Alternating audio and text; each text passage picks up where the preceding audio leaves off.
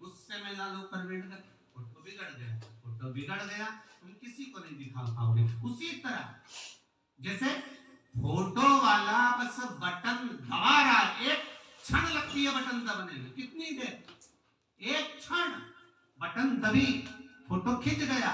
उसी तरह मरने में भी बस बटन दबेगी, उतनी देर में बस ये बटन का ही खेल है कि फोटो वाला कहेगा स्माइल प्लीज, तुम मुस्कुराए, बटन दबी, फोटो खिंच गया, फोटो खिंच गया, अच्छा आया, सबको दिखाया। और मरते समय वो परमात्मा भी कहेगा, जिस महात्मा की शरणागति में तुम बैठे हो, जिस माँ के पास में तुम बैठे हो, उसने तुम्हें सिखा दिया कि मरते समय राम कर लेना, कृष्ण कर लेना, शिव कर लेना, भगवान का नाम ले लेना। क्यों?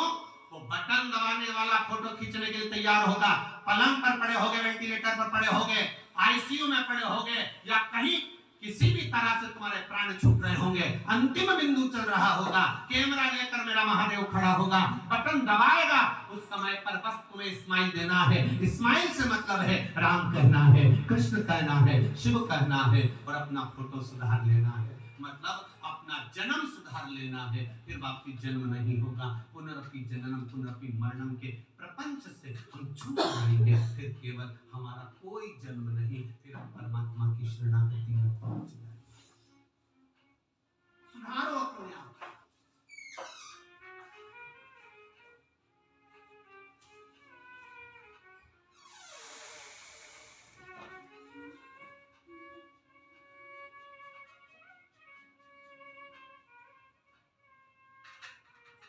अभी मुस्कुरा लो इन दांतों से, खिल खिल के, नहीं तो बुढ़ापे में सब निकल जाएंगे।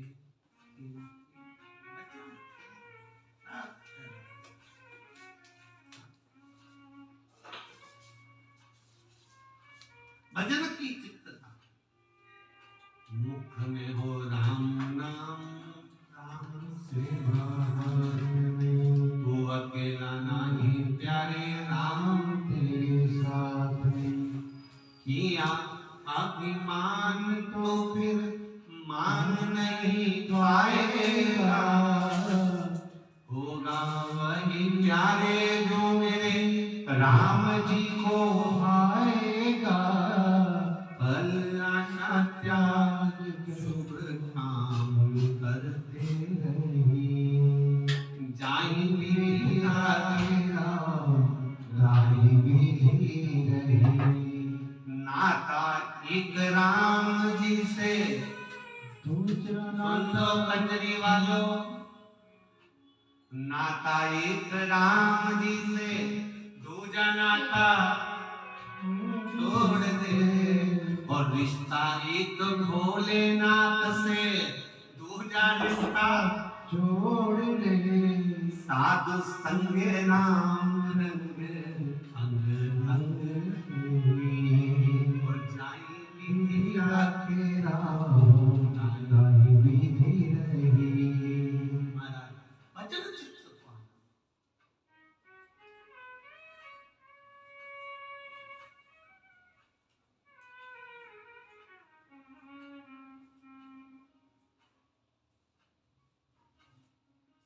महाराज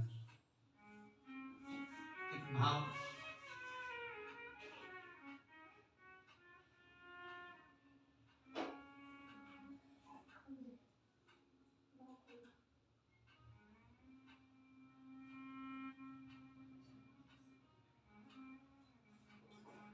परमात्मा का जब तक दर्शन ना, आप में से कई लोग ऐसे होंगे जो शिव महापुराण की कथा जब तक सुनते नहीं है तब तक उनका दिल लगता नहीं। कई बैठे होंगे ऐसे। आस्था चैनल पर भी जितने लोग सुन रहे हैं, जितने लोग मोबाइल पर,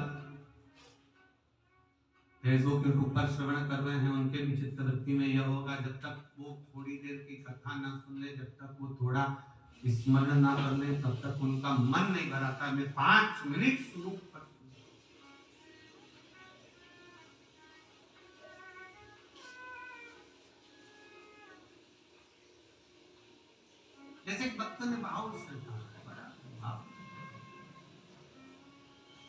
जरा देर ठहरो राम,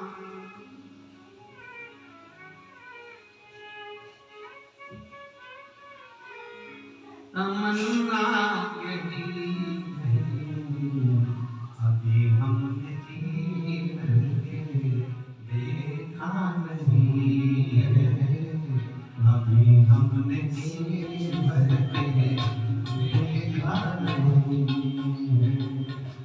रात में ठहरो राम,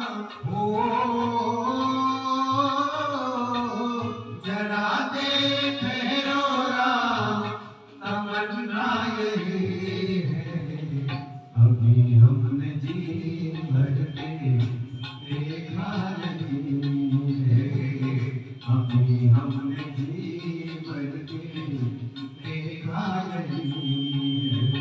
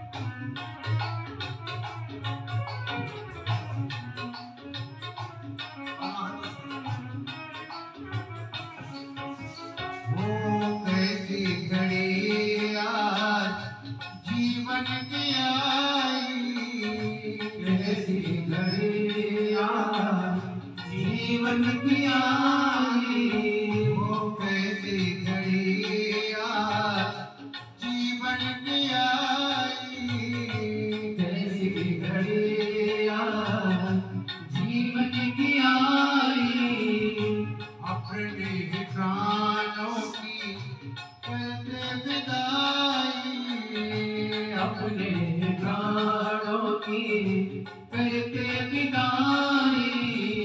अब ये अयोध्या हो,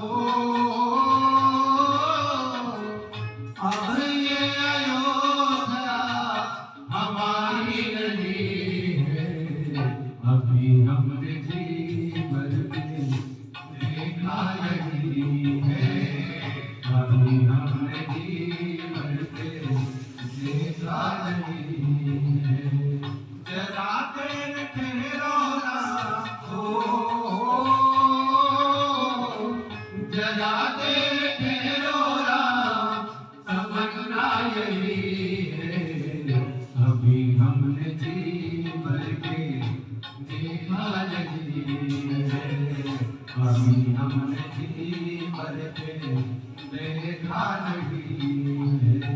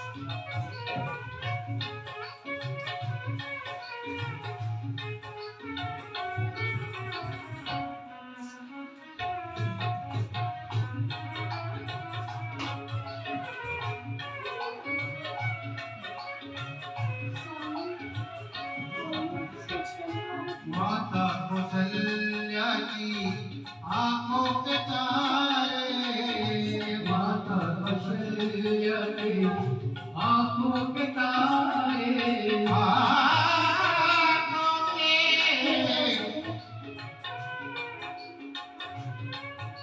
तारे,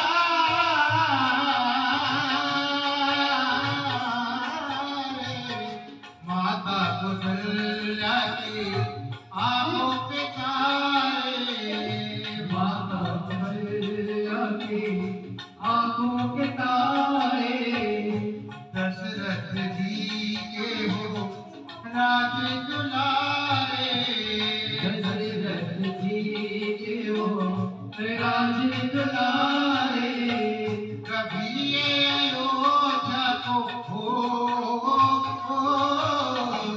कभी ये अयोध्या को ढूंढना नहीं है, अभी हमने जीवन में देखा यही है, अभी हमने जीवन में देखा यही है। चराते ठहरो राम हो, जरा देर ठहरो राम, तमन्ना यही है, अभी हमने जी भर के देखा यही है, अभी हमने जी भर के देखा यही है, अभी हमने जी भर के देखा यही है, अभी हमने जी भर के देखा यही है। हार हार महादेव। अपने स्थान पर बैठकर भगवान शिव का स्मरण करते हुए भाव से दिल से आए नमस्ते। श्री शिवाय नमः, श्री शिवाय नमः, श्री शिवाय नमः, श्री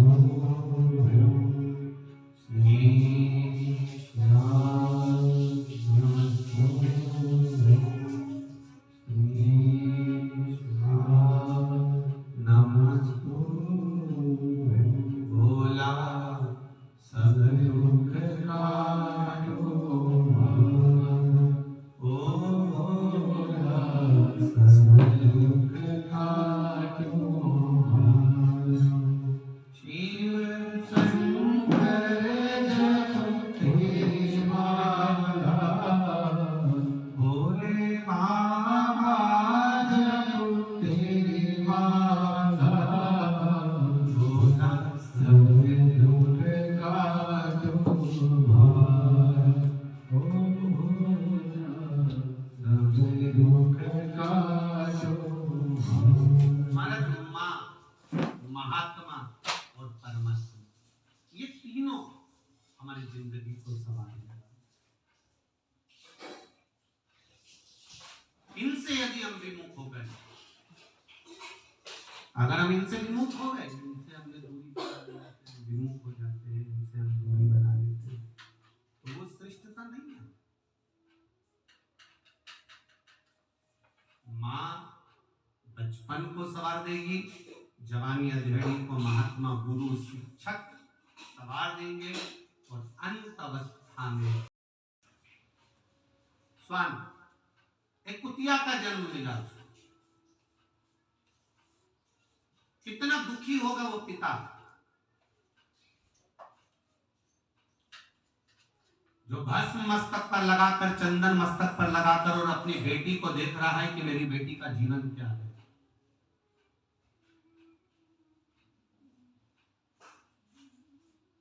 बहुत मेरा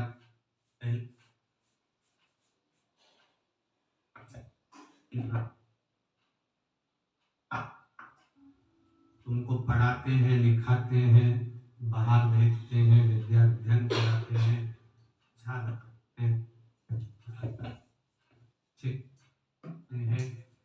तो मेरा बेटियों से निवेदन रहता है कि उसके पिता के बताए अनुसार आप पढ़ भी रहे हो, चल भी रहे हो, वस्त्र भी पहन रहे हो, तो इतना निवेदन पिता का जरूर स्वीकार करना कि अपने बाप को, अपने पिता को नरक में धक्का मत दे देना, पिता को कन्यादान का मौका जरूर देना।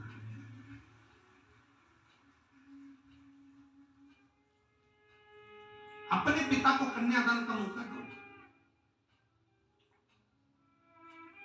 देवव्रत ब्राह्मण की कथा कह रही है कि बेटी गलत जगह चली गई,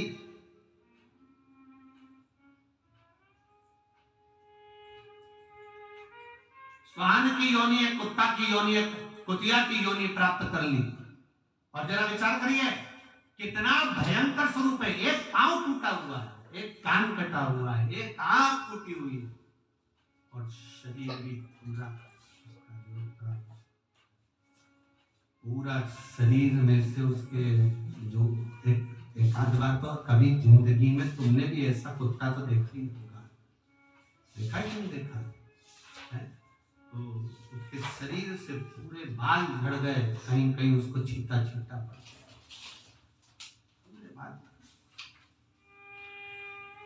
विचार करिएगा जरा, सोचिए इतना भयंकर स्वरूप उसका। आपका मन नहीं दुखेगा, पिता का मन नहीं दुखेगा, पिता का हृदय नहीं रोएगा, पिता का मन नहीं रोएगा। बेटी के लिए कितना सोचता है पिता, कन्यादान की पूरी तैयारी कर लेता है।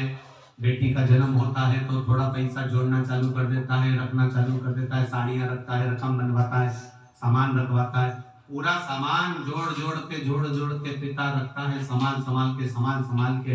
और वो बेटी जिसको पिता को जिस बेटी पर नाज था, पिता को जिस बेटी पर नाज था कि मेरी बेटी है, मेरी बेटी, इसका शादी ऐसी करूंगा, ऐसा विवाह करूंगा, ऐसा करूंगा, वैसा करूंगा, और वही बेटी अगर किसी आड़े टेढ़े के साथ में चली जाए, दूसरे धर्म में चली जाए, सनातन धर्म को छोड़कर दूसरे धर्म में प्रवेश कर जाए और विवाह कर ले किसी दूसरे धर्म के लड़के से, तो विचार करना उस पिता को कितना रोना पड़ता होगा, जिसने इतनी तमन्ना, इतनी इच्छाएं जागृत करके रखी होगी, उस पिता को कितना सोचना पड़ता होगा। विचार करिए जरा, अपने मन में, अपने चित्त में, अपनी बुद्धि में ये विचार करिए, कितना रोना पड़ता। देवव्रत ने तो केवल देखा है बेटी का जीवन की मेरी बेटी कुतिया की योनि पा गई, स्वान की योनि पा गई, उसका शरीर ऐसा हो गया, उसका पांव टूट गया, उसकी आंख चली गई, उसका कान कट गया, और उसका पूरा शरीर बेकार होकर पड़ा हुआ नाली के पास पड़ी हुई है। वो बेटी को देखा तो कितना दुख हुआ, कितना दुख। जिस बेटी को गोदी में पाला पोसा बड़ा करा, अच्छे एजुकेशन दी, अच्छा कॉलेज दिया, अच्छा स्कूल दिया, अच्छी ट्यूशन, अच्छी कोचिंग दी, अच्छे कपड़े दिए, अच्छा वैभव दिया, और वो बेटी किसी ऐसे वैसे के साथ में, कहीं गाड़ी सुधारने वाले के साथ में, कहीं किसी के साथ में, कहीं किसी दूसरे धर्म में चली जाए, जो कभी किसी गंदे भोजन को हाथ नहीं लगाती थी, उसको गंदा भोजन बनाना पड़ जाए।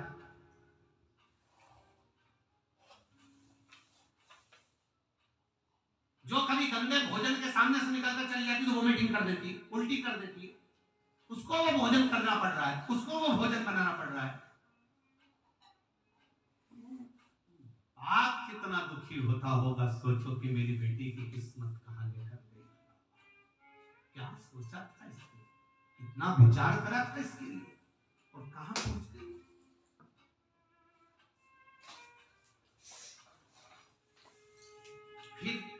फिर से कहूंगा एक बात, फिर ध्यान देना।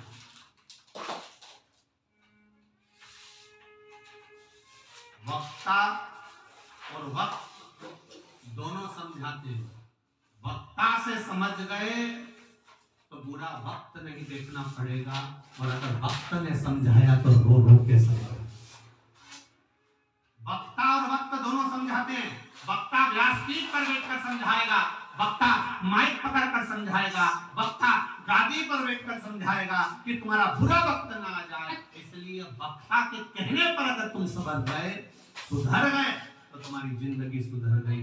नहीं तो तुम वक्त का इंतजार करोगे तो वो वक्त तुमको ऐसा सुधारेगा कि ना बाप के घर जा पाओगे, ना किसी के पास जाकर रो पाओगे। उसको समझो, उसको संभालो।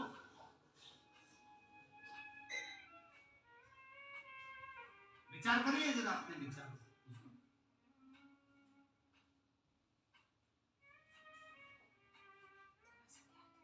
हम उसको देखें, हम उसको समझें, हम उसको संभालें। हमारे चित्त को, हमारी वृत्ति को, हमारे मन को हम केंद्रित करें इस बात के लिए कि देवव्रत ब्राह्मण है, काशी प्रदेश में रहता है, अपनी बेटी का चरित्र देखना था। भगवान शंकर का उसने भजन किया, तब करा कि मुझे अपनी बेटी का जीवन देखना है। जो बेटी को मैंने कन्यादान करा था, कन्यादान करने के बाद भी वो नहीं सुधरी, उसका जीवन नहीं सुधरा। मैंने बहुत समझाया, उसको बहुत समझाया, पर समझने कोई तैयार नहीं, सुधरने कोई तैयार नहीं। तो मैं करूं क्या? वो सुधर ही नहीं रही।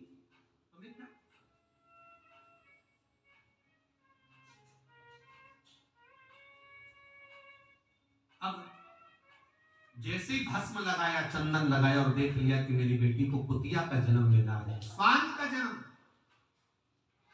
और वो स्वान भी ठीक नहीं।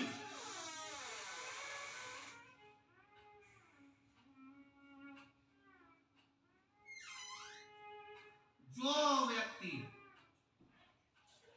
पाप कर्म में डूबा रहता है, डूबा रहता है, डूबा रहता है, बहुत पाप करे, वो पाप करने वाले से भी निवेदन है कि भगवान से एक प्रार्थना जरूर करना। और आप भी सुन लो रे, कंजली वाले अच्छे से, और हालोल वाले, और जितनी मेरी जीजी और बेटी हो, जितने मेरे जीजा हो, अच्छे से समझ। भगवान से कहना, पाप कर्म करा, झूठ बोला, कपट करा, बेईमानी करी, छल करा, प्रपंच करा, सब कुछ करा हमने जिंदगी, हमने करा, पर भगवान से कहना मैं पापी हूं, मैंने पाप करा है, और इतना निवेदन मेरा स्वीकार करना। अगर मुझे कुत्ता का भी जन्म दे तो किसी ऐसी वैसी जगह मत देना, मुझे गोवर्धन नाथ जी के चरणों में ब्रजमंडल में कुत्ता बनाकर भेज देना। कारण पूरी दुनिया के जितने कुत्ता हैं, ये किसी का डंडा खाते हैं, सूखी रोटी खाते हैं, घात खाते हैं, लात खाते हैं, पीटे जाते हैं, पर ब्रजमंडल का जो कुत्ता होता है गोवर्धन नाथ जी के चरणों का, वो भी गिरिराज जी का चढ़ा हुआ दूध पी के सहता है। मुझे बनाना, उसके चरणों का कुत्ता बना देना, जहां मैं उसके चरणारविंद का दूध पीऊंगा, चाहूंगा, तो मेरी जिंदगी संवर जाएगी। बस उतना भी बहुत है मुझे, उतना भी बहुत।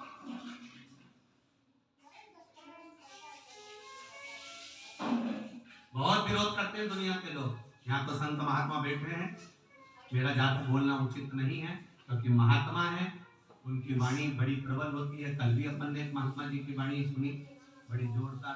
तो इनके सम्मुख में कुछ कहूं, पर हमारा शास्त्र कहता है, कई लोग विरोध करते हैं, कई लोग विरोध करते हैं, शंकर जी पे दूध चढ़ाना उत्तम नहीं है, दही चढ़ा दिया, शहद चढ़ा दिया, पंचामृत चढ़ा दिया, ये चढ़ा दिया, वो चढ़ा दिया, शिव जी को ये चढ़ा दिया, वो बहकर नाली में जा रहा है, वो बहकर गटर में जा रहा है, वो बहकर उधर जा रहा है।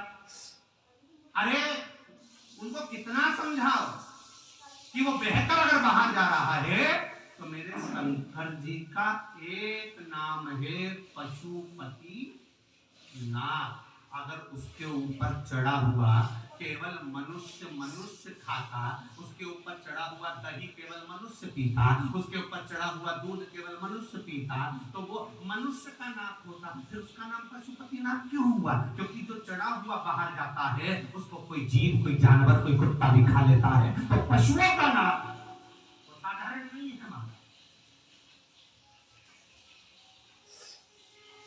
उसका नाम पशुपति नाथ है। वो पशुओं के लिए भी बहुत कुछ देता।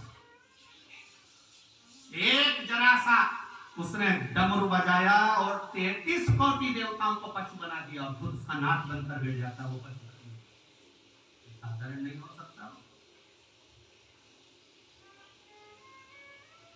शंभु शरण मांगू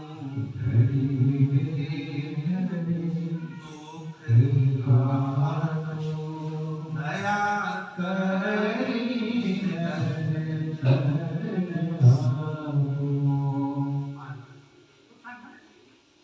उसका नाम पशुपति नाथ।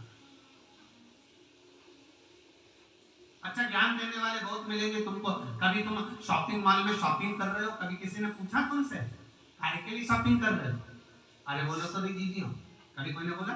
कपड़े की दुकान पे कपड़ा खरीद रहा हो, किसी ने पूछा तुमसे इतना महंगा कपड़ा क्यों खरीद रही हो, ये कपड़े क्यों खरीद रही हो? कभी तुम घड़ी की दुकान पर खड़े हो, घड़ी ले रहे हो, तो बोले किसी ने कहा घड़ी क्यों ले रही हो? कभी तुम चाउमीन खा रही हो, पानी बतासा खा रही हो, चम्मच लड्डू खा रही हो, ढोकला खा रही हो, कभी किसी ने पूछा तुमसे ये क्यों खा रही हो? बस केवल एक जगह ऐसी होती है सनातन धर्म की जगह, भगवान का भजन कीर्तन दान पुण्य स्मरण, जहां पर लोग तुम्हें टोका करते हैं। सुंदरकांड में जाके क्या करोगे, राम मंदिर जाके क्या करोगे, शंकर मंदिर जाके क्या करोगे, शिव जी के जल चढ़ा के क्या करोगे, धतूरा चढ़ा के क्या करोगे, क्या होता है उससे, क्या होता है उससे? और कपड़ा लेने से क्या होता है, सामग्री लेने से क्या होती है, फिल्म देखने से क्या होता है? दुनिया के लोग अगर आपको ज्ञान देंगे तो केवल सनातन धर्म के विरोध कर ही देंगे।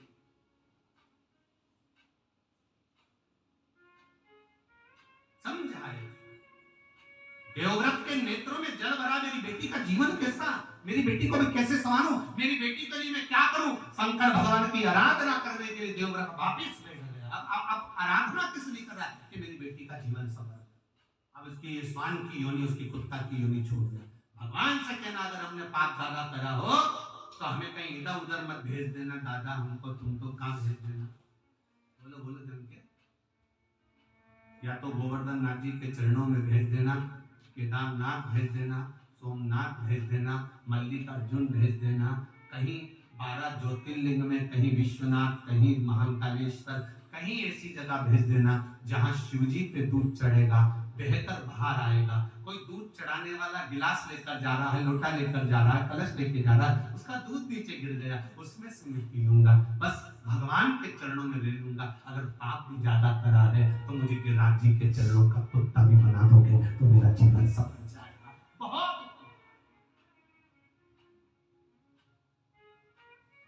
उसके चरणों का दास भी बन गया तो मैं बहुत मैं पड़ा रहूंगा, पड़ा।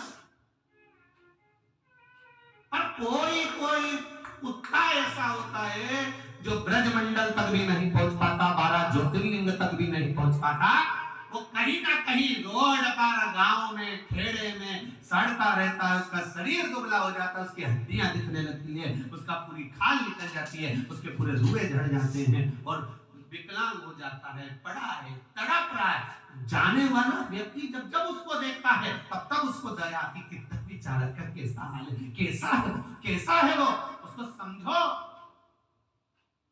उस नारी ने केवल एक गलती कर दी थी, देवव्रत ब्राह्मण की उस बेटी ने एक गलती कर दी थी कि एक शादीशुदा जिंदगी को नाश कर दिया था।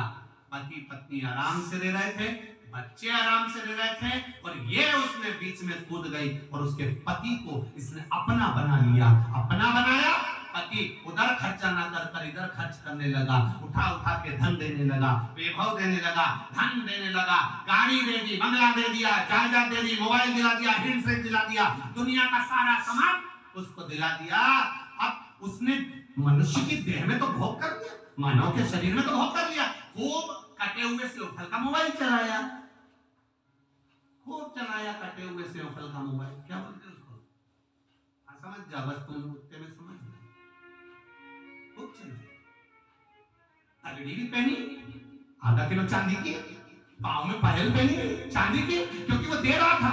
जिसने अपनी पत्नी को नहीं दिया, तेरे को भर दिया। पूरा उठा उठा कर, बच्चे भूख से बिलबिला रहे हैं, बच्चे तड़प रहे हैं, पापा स्कूल में फीस जमा करना है, पापा ट्यूशन की फीस देना है, मेरे पास नहीं है, मम्मी से ले ले। और वो दूसरे के बच्चे की फीस भरने चल रहा है। वो कह रही है यहाँ बैठ जाओ, वहां बैठ गया, वहां बैठ जाओ, वहां बैठ गया।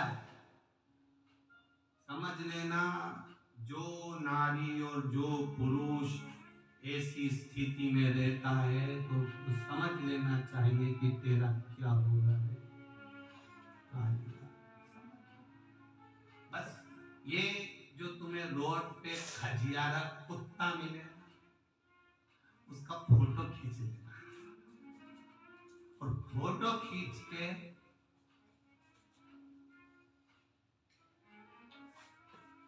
एक बार व्हाट्सएप पे वायरल कर देना, और नीचे लिख देना तेरा क्या होगा। बस जिसने शिव पुराण सुनी होगी उसको ये। और मेरा निवेदन आपसे, ये कथा आपको थोड़ा ना थोड़ा, इस कथा को थोड़ी सी क्लिप काट कर जनमानस तक पहुंचना चाहिए। कई लोगों के घर बच जाएंगे, कई लोगों के घर सुधर जाएंगे। ये क्लिप जनमानस तक पहुंचना चाहिए। क्या होगा तेरा? ये कुत्ते का जन्म, कुत्ता भी बनता तो अच्छा बनता। कोई कुत्ता इतना अच्छा रहता है कि 4 व्हीलर गाड़ी में घूमता। बोलो रे कंजरी वालों, सही है। कोई कुत्ते की किस्मत इतनी अच्छी रहती है कि घर का व्यक्ति अपने बच्चे को कभी छीछी नहीं कराता, पर कुत्ते को कराता है। ये तो कुत्ते की किस्मत है।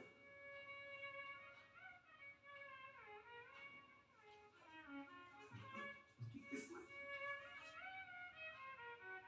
कोई कुत्ता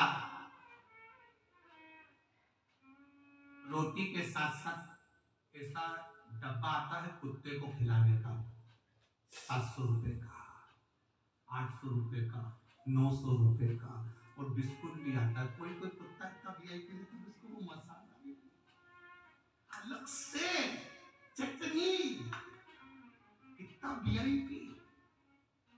और कोई कुत्ता ऐसा रहता है नाली के किनारे रोड पर, शरीर से खाल निकल गई, दुबला हो गया, पूंछ के भी बाल सब चले गए, ऐसा दुबला पतला, पांव टूट रहा, शरीर में पाँव। तो इसको पहचान के इसका फोटो खींच के फिर भेज देना कि जो अपनी पत्नी को और जो अपने पति को धोखा देता है उसका यही हाल होता है।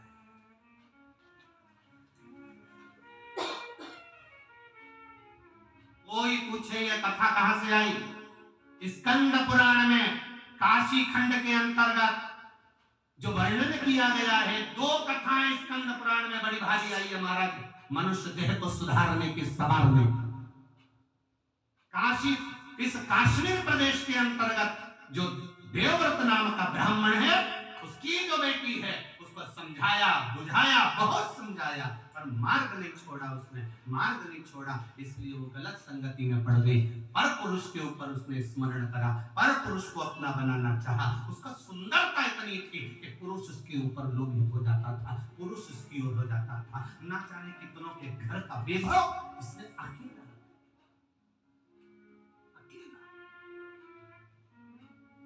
दिला देगा। वो तुमको तुम्हारी सुंदरता के चक्कर में, वो तुम्हें हैंडसेट दिलाएगा, तुम्हारी सुंदरता के चक्कर में पायल दिलाएगा, तुम्हारी सुंदरता के चक्कर में कपड़ा दिलाएगा, तुम्हारी सुंदरता के चक्कर में सब कुछ दिलाएगा। और तुम इस बात का अंदाजा लगा रखना कि ये सुंदरता केवल मनुष्य के देह तक रहती है। मनुष्य का देह छूटने के बाद जो अगला जन्म होगा, 84 लाख योनियों में 20 लाख योनि तो केवल ये पेड़ पौधे की है, केवल पेड़ पौधे की।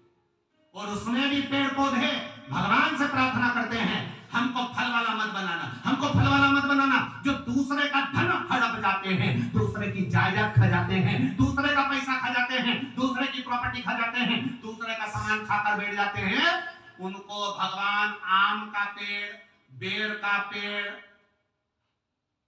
कबीत का पेड़, फल वाला पेड़ बना देते हैं।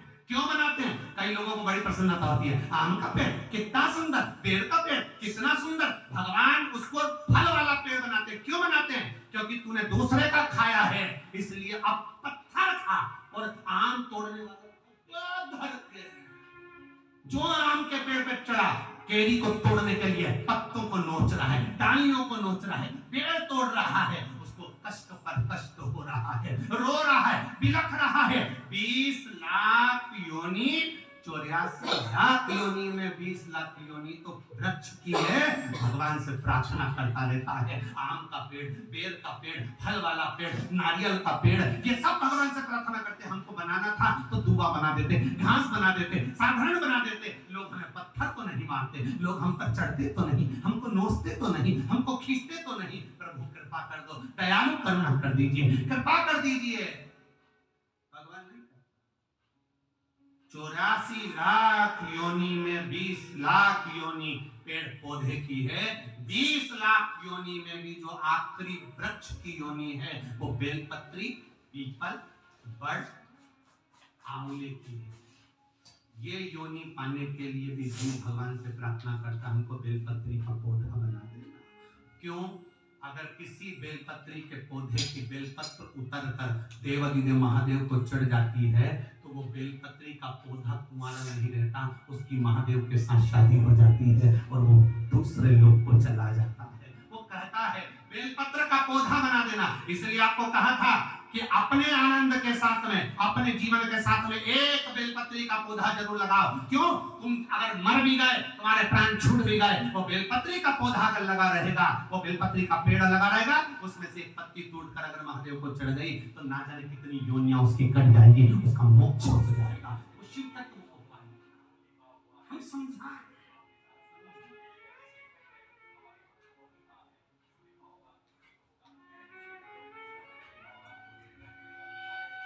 मत बुरा कर्म कर वरना पछताएगा, भगवान की आँखों से तू बच नहीं पाएगा, बच नहीं पाएगा। अरे अज्ञानी मत करना। क्यों? विचार करो, हमारे इस योनि में, हमारे इस जीवन में कितनी विचित्र, थोड़ा करते हैं ना, शिव के सिवा कहीं दिल ना, शिव के सिवा कहीं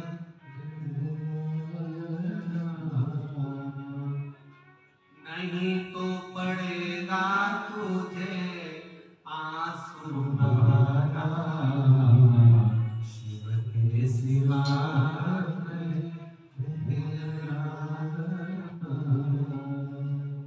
वरना पड़े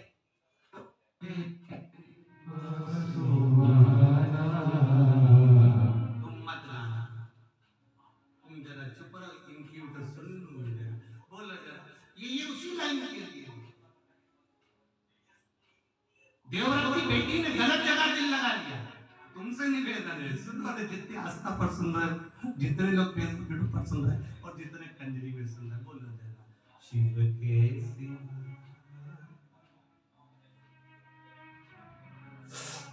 बड़ा वॉल्यूम बढ़ाओ,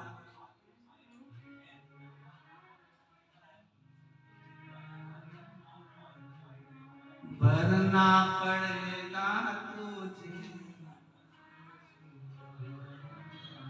वरना पड़ेगा तुझे आंसू बहाना, शिव के सिवा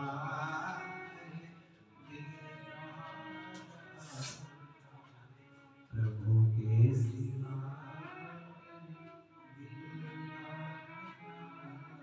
ये मन, ये चित्त,